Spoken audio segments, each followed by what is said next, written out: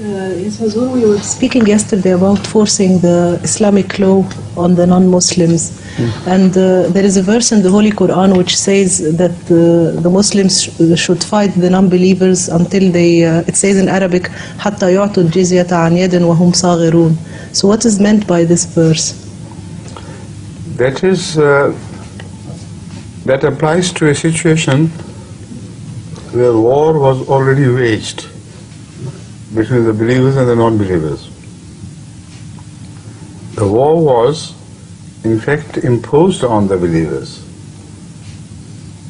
And this is a very important issue which should be understood by the readers of history, otherwise they'll misread it. So after this question is translated in this brief answer, then inshallah I'll turn back to this. There is a very significant verse which applies to a situation of war which had never ended throughout the lifetime of Ahmad sallallahu alaihi wasallam until he was given an ultimate victory over the Arabs.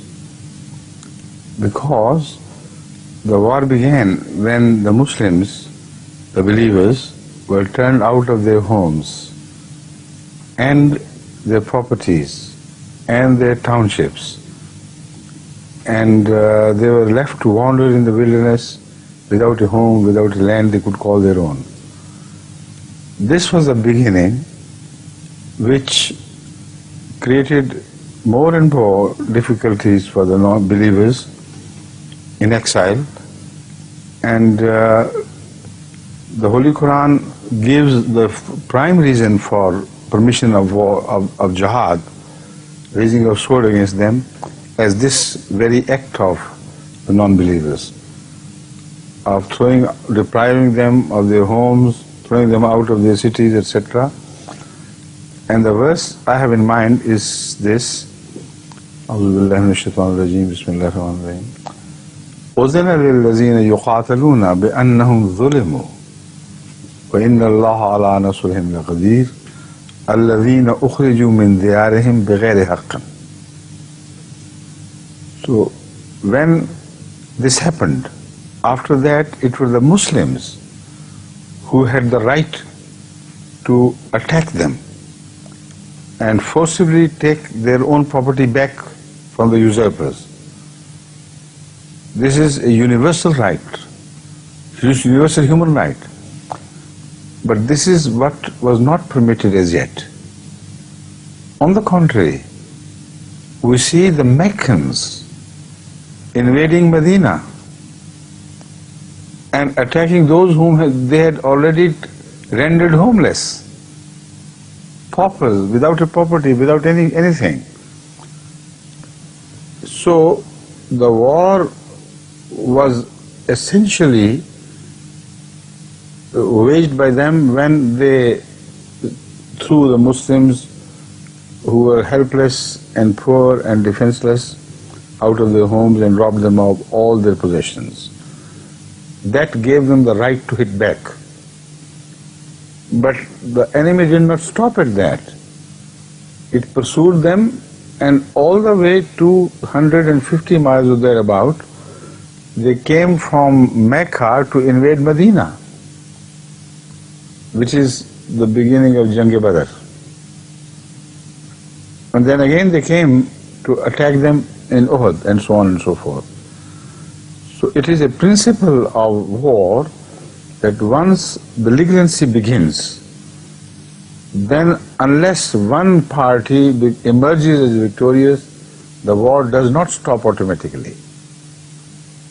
Battles take place, they come and go, but battles are not wars.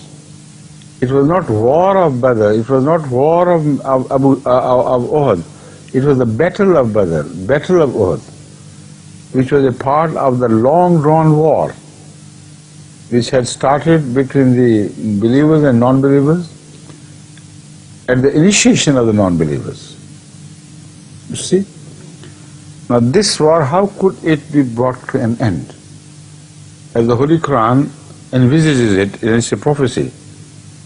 A time would come when they will be subdued and you are bound to emerge victorious. In such cases, there are 2 or 3 different possibilities which should be contemplated and for which Islam has given us answers. But let him first finish this much, then I'll turn to those possibilities. أخرجوا من ديارهم بغير حق إلا أن يقولوا ربنا الله. So to call Rabbuna provides no reason for anyone to attack them and kill them and try to annihilate them. So this is what they did. This is the only crime they committed. So, and you have turned them out of their houses. So does it not provide enough reason in the sight of any human for them to hit back and recapture what belonged to them? This is the question I have raised. Right. Now, there are many possibilities which arise out of this situation of a prolonged, dragged-out war which erupts into battles now and then. Number one, in the battlefield, the Muslims become conquerors and they win that bout between them and the... What should they do? First of all, they have a right in that case to imprison the invaders whom they have defeated and release them after the ransom money, as was the custom throughout the world in those days.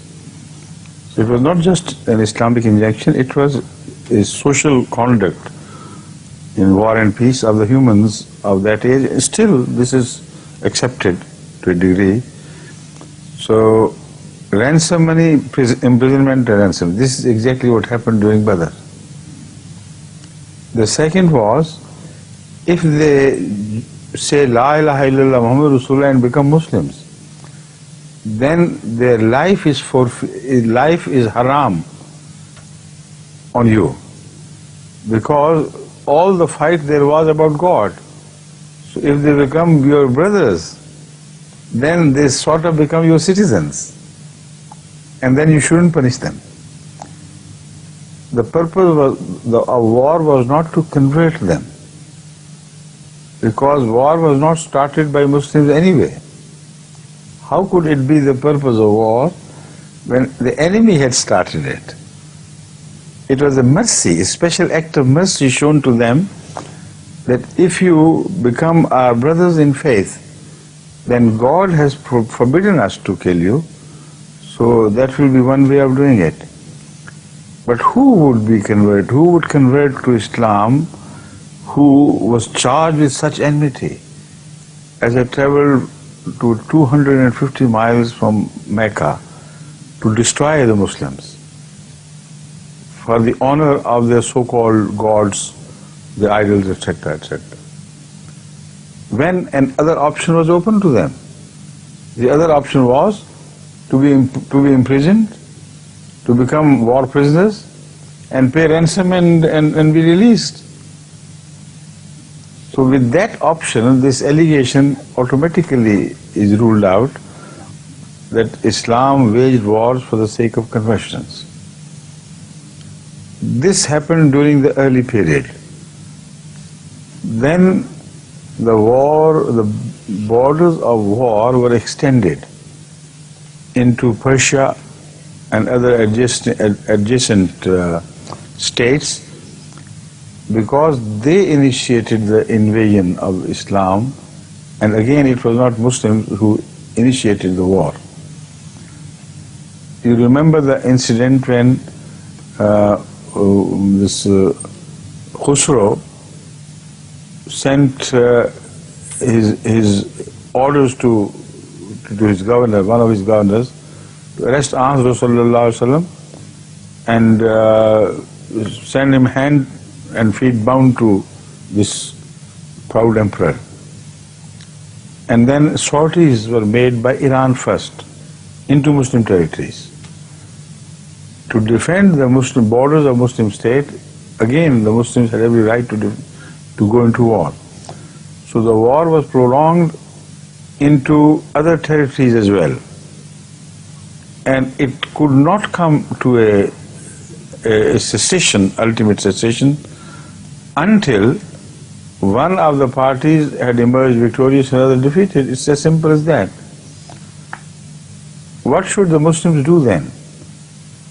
the Holy Quran here tells them that a large number of these people are going to be captured by you, and it so shows that the style tells us that it's not a question of a battle, it's a question of large territorial gains, where even the non-combatants fall under the supremacy, under the rule of the Muslim state.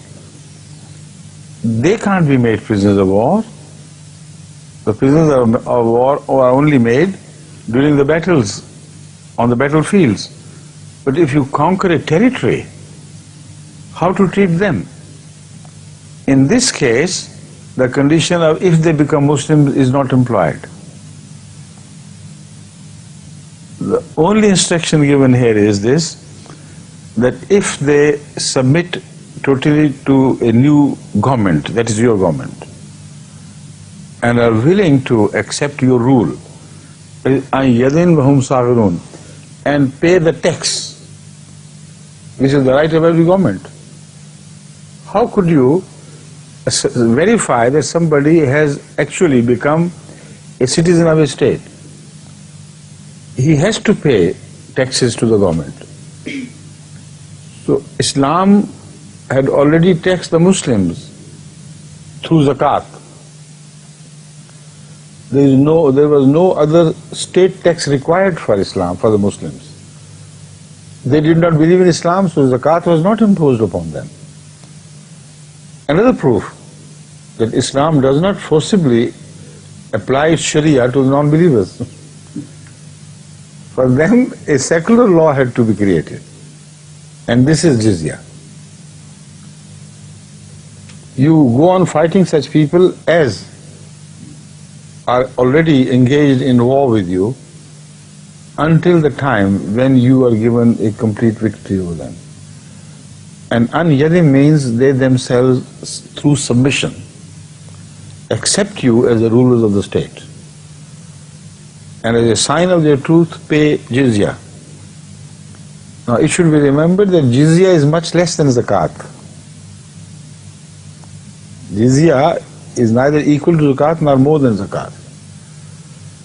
And another very important feature of this instruction, which absolves Islam of use of force for the spread of religion, is this, or which absolves Islam of enforcing its Sharia on the non-believers, that in this instruction, those who give Jiziya, the state cannot make them fight the battle of survival. The state cannot enforce them to join the army and fight the enemies. So this instruction serves a dual purpose. It says they have become members of your state by giving the tax. But because your wars are religious wars, they are not just purely state wars. So because they have not become Muslims, they have only submitted to you as citizens of this new state. So you have no right to make them fight the cause of Islam if enemy attacks you for the sake of religious differences. So that is why they are exempt from taking part in jihad. So the tax they pay is for double purpose. Number one is the state tax, which should be paid by all civilians. All citizens are not civilians, all the citizens. And the second, they must pay the fee of protection from any enemy. So this is what Jiziya is. Right? واصل حضرة أمير المؤمنين